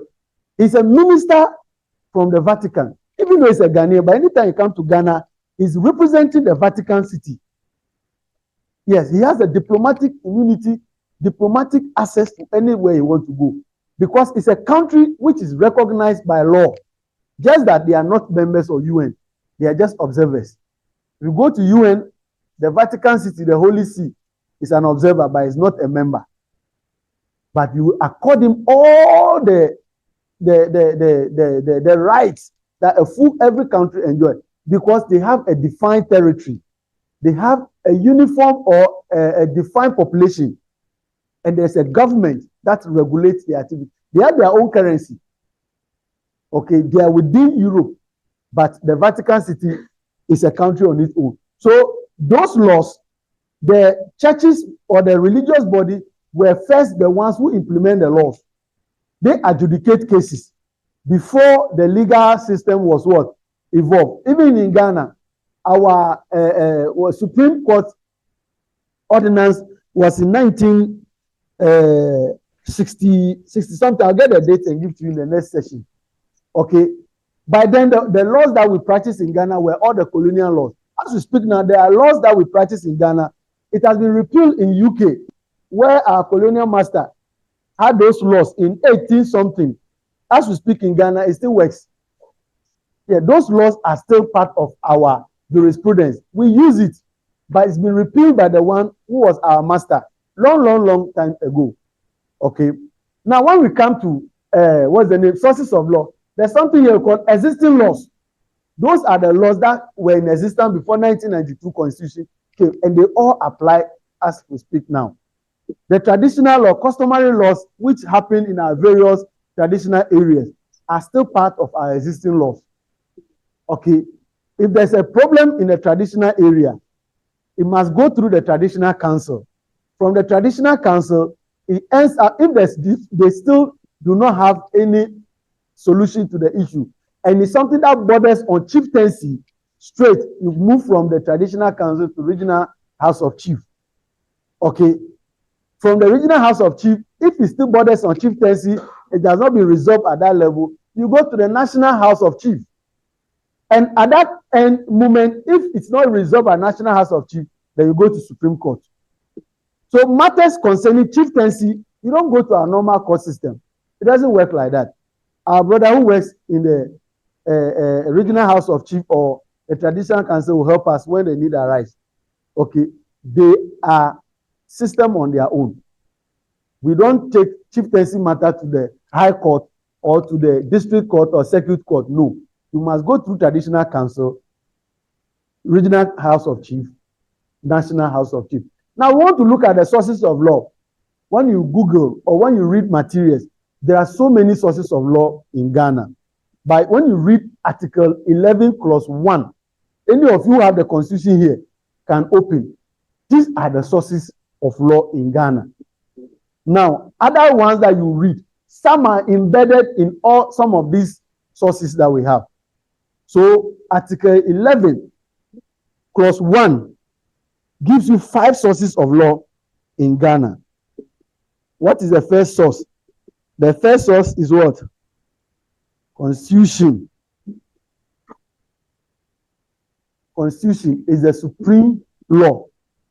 If you open your constitution on your phone, you can follow. But we'll go to Article 11.2. It defines these various laws. Second one says enactment made by or under the authority of Parliament established by this Constitution is part of our law. Any order or orders, rules, and regulations made by any person or authority under the power conferred by this Constitution. Somebody asked about bylaws. Yes, this is where the bylaws come. The people at the local government secretariat or the DCE and co have been given power by the Constitution. So when they make a bylaw in our district, okay, it applies to us. We, all of us living here, we are living within the Sanarigu municipality. Even though as a university, we are autonomous on our own. When we are putting up the building here, if you are putting up building your various land, the law says you go for building permits. Okay? But the university, because it's also another state institution, when they were putting out this building, they didn't go for permits. Sanarigu couldn't stop them or cannot stop them because another state agency. Okay? But when there was a collapse, they have to come because within their jurisdiction, they have to come and check what is the cost and also put up their investigative team to check on the cause. Is it the material? Whatever. They are yet to give us a report. So the municipal authority also have jurisdiction to check on whatever is happening. So when they make a law, it affects everybody who is living. That is why if you have a shop within Sanarigu municipality, you have to go for what? Business operating permit. The bank, if you don't have permit, they can't give you loan, because the fear is that you could be closed down at any time by the municipal authority. They have the power that has been given to them by constitution. The existing laws, before 1992, they were laws. They were decrees given by previous. Even 1960 constitution is still part of our existing law. The constitution that was made during Nkrumah's time is part of our existing law. There are certain portions of it which apply to our daily life.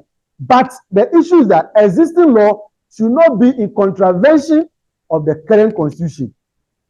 They must be in line of the current constitution. So any existing law which is repugnant to the constitution or which is in conflict with our constitution is regarded as what? Null and void. Therefore, the constitution has the supreme power over every other law in Ghana. The common law, I gave you the 5 minutes to close. Wow, I hear. The common law, I gave you a brief history, how the common law came into being. You will read some material, they will tell you sources of law is judicial precedent. Judicial precedent was derived from what? Common law. Okay, so if you are writing sources of law, some will say judge-made law. The judge-made law had its history from what? Common law. Okay. Now we are looking at the hierarchy of the court structure in Ghana. And these are the hierarchy, the lowest court. We talk about the district court, the circuit court. We know the district courts, most districts are supposed to have district courts. But because of the limited resources, I don't think all the districts, even Sanarigu doesn't have a district court. We all use the one at Tamale. No, Sanarigu have. Do you know how they have? The place that current district court is located, near Tishigu Anglican School, is on Sanarigu land. The difference between that place and the next building is the road. So Tishigu Anglican School, though it is in the heart of Tamale, is part of Sanarigu. It's a part of Sanarigu Municipal. So that district court that we all thought is for Tamale Metro. Tamale Metro rather doesn't have district court, but they have the High Court and other appeal courts on their land. But we all use the same district court. Every district in Ghana is supposed to have a district court. Then the circuit is based on the way they do their demarcation. Maybe the local government experts here will help us. How they classify an area as a circuit. Maybe the GES people who are here, circuit supervisors, how do they do the classification for you to come up with what? Circuit. Yes, a circuit court is within certain jurisdiction or certain circuit within a municipal authority. There are certain cases that they cannot hear.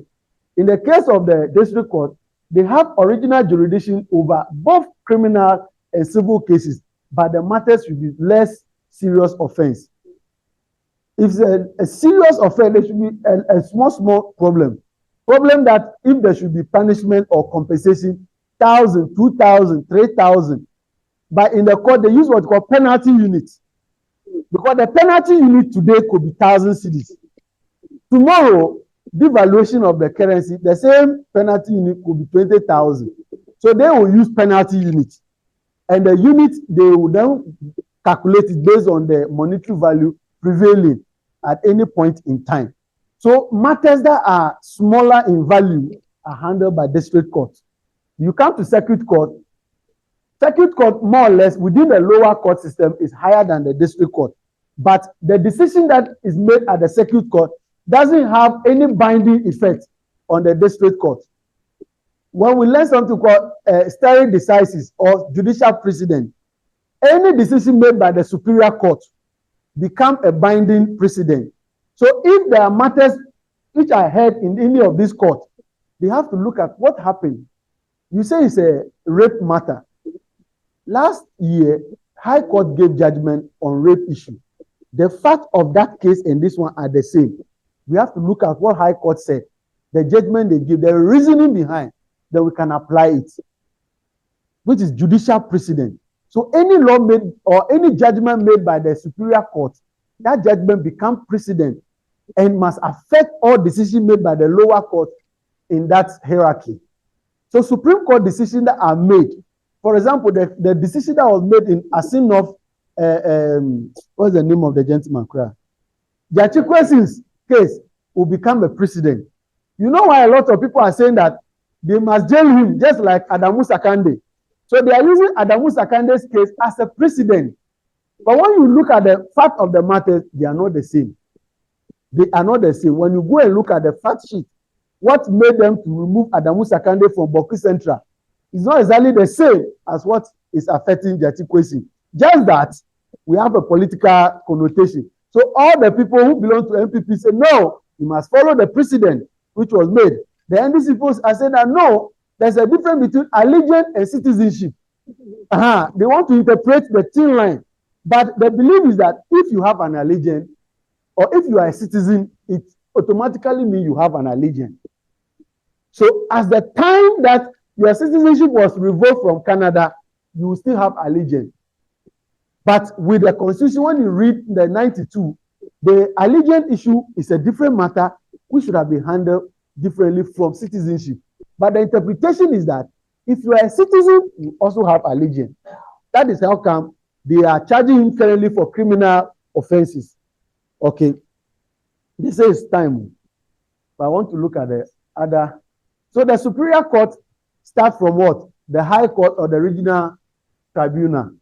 And there are various divisions within the High Court.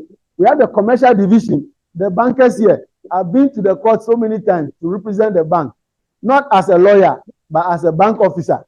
When customers take loan, they are not paying, and the issue goes to court, the bank officer must come. If it's monetary issue, you go to Commercial Division. If it's a land issue, you go to the Land Division. Human rights, you go to the Human Rights Division. So you go to Tamale currently High Court, they understand the divisions. When you bring a case, they look at the case. If it's a human rights issue, they will send you to the Human Rights Court. Within the same building, but there's a Human Rights Division, there's a Land Division, there's Commercial Division, and other specialized areas. The Court of Appeal. A High Court can be sitting as an appeal court. If you go to Circuit Court and your matter is not resolved satisfactorily, you can go to High Court and appeal. But when High Court is sitting, they are not sitting as a court of appeal, but they are sitting as appeal court. There's a difference between appeal court and the court of appeal. A court of appeal is also part of the hierarchy of the court system structure. They are on their own. Tomorrow, Supreme Court can be sitting on a case which was an appeal case. At that moment, Supreme Court is not the same as Court of Appeal, but they are sitting as an appeal court because the matter has moved from a Court of Appeal to Supreme Court. So at that moment, Supreme Court will put itself in the position of receiving appeal because the matter has been resolved, but we are not satisfied with the final outcome. So a court can sit on appeal issue, and at that position, they will be sitting as appeal court. But there is a court in Ghana called Court of Appeal, where matters that have not been resolved by the High Court or the other lower courts can go there direct, depending on the nature of the issue. Chieftaincy issue cannot come to Court of Appeal. They must go through the Traditional Council, Regional House of Chief, National House of Chief. If it's still not resolved, straight to Supreme Court.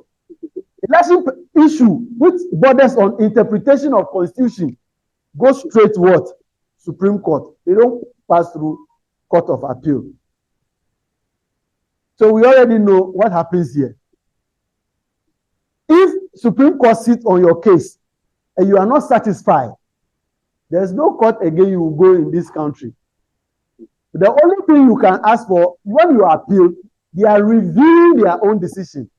So if in the start, mostly on the panel, there should be odd number. An odd number must always be on a panel. There can be one judge, 3, 5, 7, 9, 11, 13, in that order. So if 3 judges start on a case, and at the end of the day, the final outcome is not satisfactory, and you want a review, they will increase the number from 3 to 5, so that they will resit, look at, they have the right. When you read Article 125, the Supreme Court is the only court that have the power to review their own decision. Decision made by Supreme Court cannot be reviewed, overturned by Court of Appeal, High Court. They are the only people who can review their own decision. So in somewhere 2001 thereabout, when the Supreme Court then says that the first trial High Court was unconstitutional, the matter was appealed again. The only thing President Kufuor did was to make sure he changed by then the head of the Supreme Court head was also going on retirement. Then he appointed what? Theodora Wood. Is that not her name? Georgina Wood. Georgina Wood. Then Georgina Wood increased the panel from 5 to 9, or 7 to 5 to 7, or 7 to 9. Then now the new members, because the earlier one, the decision was 4 is to what? 5. If this was the earlier decision, and these people say no, it's unconstitutional. Now they increase the number to 11. And now the new people now give 6 is to 5. That is constitutional. And they use that court to prosecute Chachu's causing of financial loss to the state. Chachu also ran to African Court of Human Rights. But when you go there, they will tell you, exhaust all your domestic channels. When you complete the channel, and everybody can see clearly, because the matter just started at High Court, first trial High Court, and you have come to us that there's a political interference. Exhaust the channel. Go to Court of Appeal, go to Supreme Court, and appeal all the level. Okay, when you are done, and you are not satisfied, then you come to African Human Rights Court for adjudication. Please, just borrow me 3 minutes to finish this. Then the other court system, there is juvenile court in the country. If you commit a crime and you are not up to 18 years, our constitution says when you are 18 years, you are adult. Okay, the law says so 16 and above, you are adult, you can make your decision. But when you are 18 and above, you are full-blown adult, where you can even contribute to nation development by electing somebody to go to parliament or electing somebody to be a president. Now, the same law says that if you are not 18, but you commit a crime, and you are above 12 years, okay, you should be sent to juvenile court. Then from there, if you are guilty, they should send you to juvenile prison. We have only one in Ghana, which is Boster, Accra. Those of you who know Accra, we call the place Boster Home. It's around Airport West residential area thereabout. Okay. We have one in Pontamale. There was one. But currently, most of those that existed before, they've been closed down or they are not active. But that place is very active. It's very, very active. So matters happen even in Kumasi, they will bring the child to what? Accra. As long as the child is less than what? 18, they'll bring you to Accra and try your case there. And from there, they'll put you in that prison. A juvenile court can be formed in any court. But when it comes to the prison, currently it's only Accra that is active. Our brother said Pontamale used to have one, but currently it's not active. Then we have labor court, which handle labor related. All of you, those who know the labor issues, when there's Utah issue, when there's NAGRAT, at the end of the day, you end in labor court. National Labor Commission, that is the labor court that takes care of our grievances or our dispute between employers and employees and trade union. So there's a specialized court for that. You don't send your marital issues to labor court. You don't send your human rights abuse cases to what? To labor court. They are there to handle only labor-related issues. So they are specialized court. Then I mentioned the National House of Chiefs. They are there for chieftaincy cases. If your matter cannot be resolved at your traditional area, then you move to, currently with Northern Region, we have Dagbon Traditional Area or Traditional Council, Dagbon Traditional Council. We have the Nanumba Traditional Council also within the Northern Region. So if your matter starts from Sanarigu Traditional Area and they couldn't resolve it, the only thing they can do is to escalate it to Dagbon since they are under the Dagbon tradition. If they too they cannot resolve, then now they will move to the National House of Chiefs. If the people within the Nanumba Traditional Council cannot get their issue resolved, then they move to regional.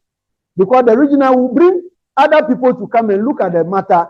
Those who understand history will look at it and bring out their judgment. If you are not satisfied, you go to National House of Chiefs, or you end up at the Supreme Court. Okay, this is the stare decisis, what we call doctrine of stare decisis. The matters that have been, or issues that have been judged by Superior Court become a judicial precedent, and it's binding on the lower courts. So when the lower court are looking at into issues which has already been decided, if only the facts are the same, then you can apply what has been judgment that has been given. Okay, if the facts are not the same, then you look at the merit of that case in terms of law, and also what give the judgment. There's one we call obiter dicta. What it means is that if a judge is sitting on a case and he make any comment which is not related to the case or which will not have any bearing, is seen as an obiter. This case doesn't have any binding relation on the matter that is currently being handled. Okay, and obiter cannot become what? A judicial precedent. Yes, it's true that a judge will be sitting on a case and make certain comments. That comment in the future, you as a lawyer cannot use that comment as a decision made by the judge and then go to court and expect that since you have another matter which is in line with this, the comment made by the judge, which was just an obiter, you want to use it as a judicial precedent. The court will throw your matter away. You must look for the one that ratio was decided, what we call the ratio decidendi. That is a reasoning. Every judge gives judgment. The judgment is based on a certain reasoning. Why did you do this? Then we now look at the jurisprudential school of thought. Maybe that judge is using the critical or the natural law school of thought, or the logic, that is that, or the command system to come up with his judgment, or the reasoning behind the judgment. Okay, then they will make their final decision. Yes, so this is the end of our first class. Any question, even though time is gone? The which one? The magistrate system used to be, they were more or less representing the district courts. And they call it district magistrate. Currently, the judicial service is fading off those career magistrates. Any of us here could have gone to register as a career magistrate. They will take you to, there's a school in Accra that they will take you through, teach you how to come up with what? Reasoning of cases. Okay, but now they are fading off that career magistrate system. They expect that every magistrate within a certain period go and pursue the legal profession and become a judge. And when you are a judge and you are called to the bar, before you become a judge, you should first be a lawyer. But the magistrates are not lawyers. Okay, now to be a judge, you should be a lawyer, understand the law, then you can now move to be part of the bench. Those who are in the bench, they are the judges. Okay, then you grow from the district court to the circuit court to the high court. When you serve in the circuit court 7 years and above, based on the people who are reviewing your promotion criteria, they can promote you to high court. From high court, you can be promoted to a court of appeal. From court of appeal to the Supreme Court. But sometimes your performance as a lawyer alone can make a president who come and say, no, I'm appointing you straight to Supreme Court. That discretion, the power has been given to president to do. Yemi Kulendi has not been in the bar. So he has been in the bar, but has not been on the bench. But he will speak straight from his chambers to Supreme Court. Yes, that one, presidential discretion. But they look at your experience. You must be 12 years and above in the bar as a lawyer before you can be in the Supreme Court. Yes. Come again. In 12 years and above. 12 years and above. Some people are 19, 20 years, but nobody will call them to Supreme Court. Others are only 15 years, and somebody's eye will fall on them. Atukuba was practicing in Bolga Court when Rollins went there and saw this young man. He said, no, this guy should be in Accra. He picked him straight to Supreme Court. And that time he was one of the youngest lawyers in the Supreme Court. And he served for a very long time. Okay. So sometimes politicians can see you, they know you qualify, but they won't promote you.